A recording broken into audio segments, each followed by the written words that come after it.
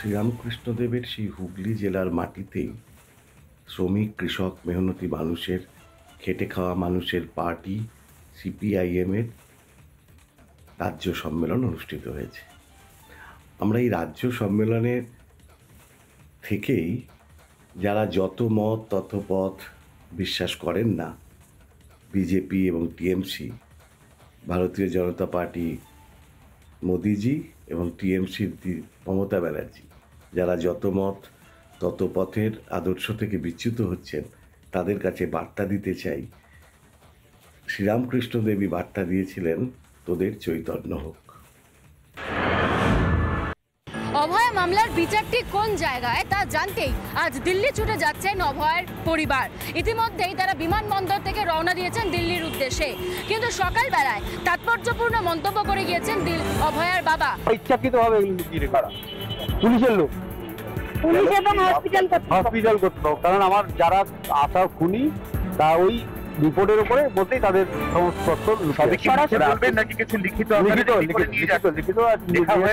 তিনি বলছেন এতগুলো মাস কেটে যাওয়ার পরেও অভয়ার ডেথ সার্টিফিকেট মিলছে না, তাই হন্যে হয়ে ঘুরতে হচ্ছে বিভিন্ন জায়গায় অভয়ের বাবা মাকে। ফিরহাদ হাকিম রাজ্যের মন্ত্রী তাদেরকে বোঝানোর চেষ্টা করছিলেন, যদি সঠিকভাবে নিরাপত্তা থাকতো তাহলে হয়তো এতদিনে এই অভয়ার ঘটনা হয়ে যাওয়ার পরে ডেথ সার্টিফিকেট তার বাবা মা পরিবার হাতে পেয়ে যেত। সিবিআই এর ঠিক যে তদন্ত প্রক্রিয়া তাই বা ঠিক কোন দিকে রয়েছে, এই সমস্ত বিষয় তারা জানতে দিল্লিতে যাবে। ভিডিও জার্নালিস্ট বৈদ্যের সঙ্গে ইঞ্জুলা ঘোষের রিপোর্ট, রিপাবলিক বাংলা, কলকাতা।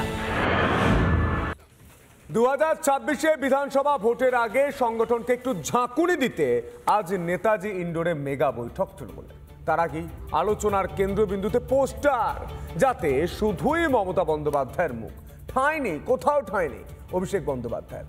দলে মমতাই শেষ কথা। বৈঠকের কয়েক ঘন্টা আগে কি সেই বার্তায় দেওয়া হলো নেতাকর্মীদের? দেখুন।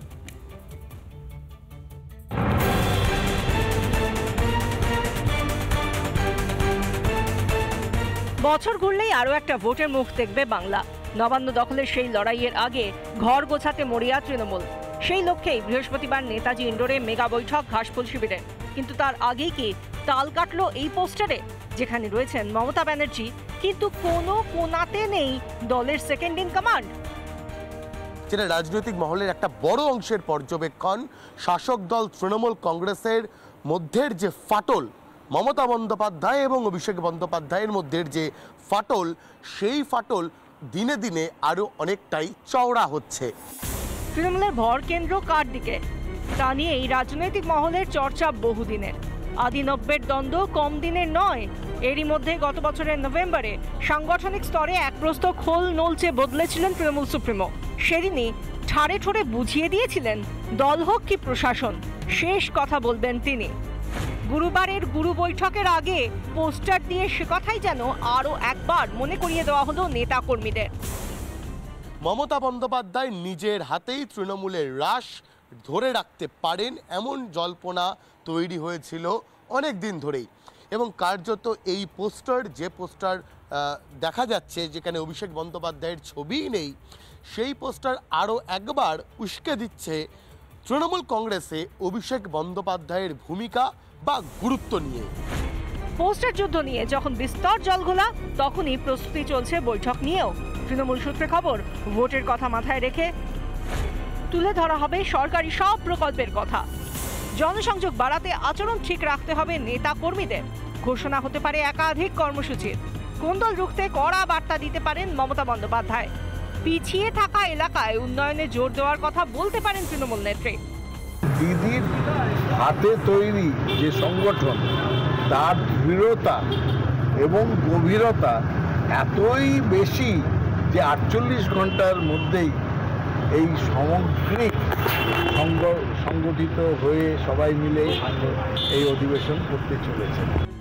প্রস্তুতি চলছে জোর কদমে, কিন্তু যেভাবে কাটমানি কাঁটায় বিদ্ধ হচ্ছে, তাতে কি ফাটল জুড়বে তৃণমূলে? বখরার ভাগ বাটোয়ারা নিয়ে গৃহযুদ্ধে ব্যস্ত থাকা নেতারা দলনেত্রীর কথা শুনে আদৌ কি লড়াই থামাবেন? রিপাবলিক বাংলা। কলকাতা পুরসভার ছবিটা একটু দেখায় আপনাদের। কলকাতা পুরসভা একটি পুরসভা, সেখানে ছুটি নিয়েও বিতর্ক হয়। বিশ্বকর্মা পুজোর ছুটি বাতিল করে কলকাতা পুরসভা ঈদুল ফিতরে কিনা দুদিনের ছুটি দেয়। পুরসভার এমন বিজ্ঞপ্তি সামনে আসতেই তোলপাড় হয় রাজ্য রাজনীতি। তৃণমূলের তোষণের রাজনীতি, কটাক্ষ বিজেপি। শেষমেশ বিজ্ঞপ্তি বাতিল করে দায় ঝাড়তে ব্যস্ত শিক্ষা বিভাগের মেয়র পরিষদ। দেখুন, এবার কলকাতা শহরে বিশ্বকর্মার ছুটি বাতিল করা হলো এবং বিশ্বকর্মার ছুটি বাতিল করে কলকাতা কর্পোরেশনের স্কুলগুলিতে ঈদুল ফিতরের ছুটি দুদিন করা হলো।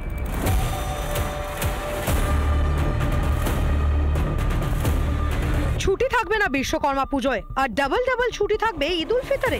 মমতার রাজত্বে এমনই বিজ্ঞপ্তি দিল ফিরহাদ হাকিমের কলকাতা পুরসভা। শিক্ষা বিভাগের নোটিশে জলজল করছে। ঈদুল ফিতরে ছুটি থাকবে দুদিন, 31শে মার্চ ও 1 এপ্রিল বন্ধ থাকবে স্কুল। হিন্দি মাধ্যমে স্কুল খোলা থাকবে বিশ্বকর্মা পুজোয়।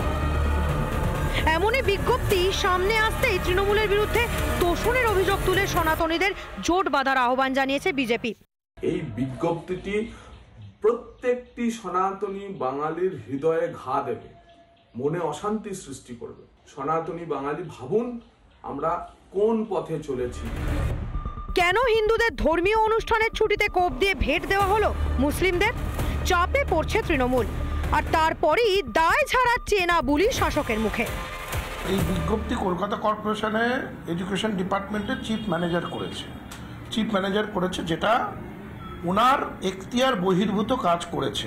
আমাদেরও নলেজ এটা এসছে, আসার সাথে সাথে সেই অর্ডারটাকে ক্যান্সেল করা হয়েছে। সিদ্ধার্থ ধারাকে আমরা শোকজ করেছি।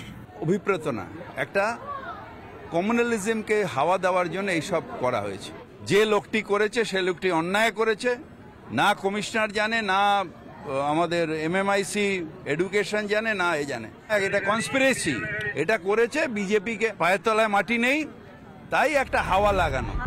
সব দায় কি চিফ ম্যানেজারেরই? কেন দায়িত্ব নেবেন না মেয়র বা মেয়র পরিষদ?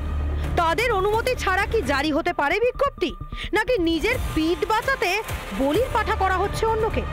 বিজেপির খোঁচা যে রাজ্যে মেয়র ইসলামে আসার দাওয়াত দিয়ে বহাল তবিয়াতে থাকে, যে বিধায়ক 30% কেটে ভাসানোর হুঁশিয়ারি দেওয়ার পরেও নির্দ্বিধায় ঘুরতে পারেন, সেখানে তোষণের এমন নগ্ন চেহারা দেখা তো যাবে, সেটাই স্বাভাবিক। সরকারটা মুসলিম লীগ টু সরকার, মুখ্যমন্ত্রী তেলে বেগুনে হয়ে উঠেছে। কলকাতা কর্পোরেশনের নোটিশ প্রমাণ করলো ঈদে দুদিন কেন 4 দিন ছুটি দেন না? বিশ্বকর্মা ছুটিটাকে বন্ধ করে কেন? হিন্দুদের উপর আঘাত করে কেন? ছুটিতে ভাগাভাগি নিয়ে বিতর্কের ঢেউ আছড়ে পড়তেই আগেই বিজ্ঞপ্তি বাতিল করে নতুন নির্দেশিকা জারি করতে বাধ্য হলো পুরসভা। রিপাবলিক বাংলা। নানা ধরনের কন্টেন্ট দেখার জন্য লাইক করুন, শেয়ার করুন আমাদের ফেসবুক পেজ, সাবস্ক্রাইব করুন আমাদের ইউটিউব চ্যানেল। পাশাপাশি অন্যান্য ব্রেকিং নিউজের জন্য অবশ্যই চোখ রাখুন রিপাবলিক বাংলায়।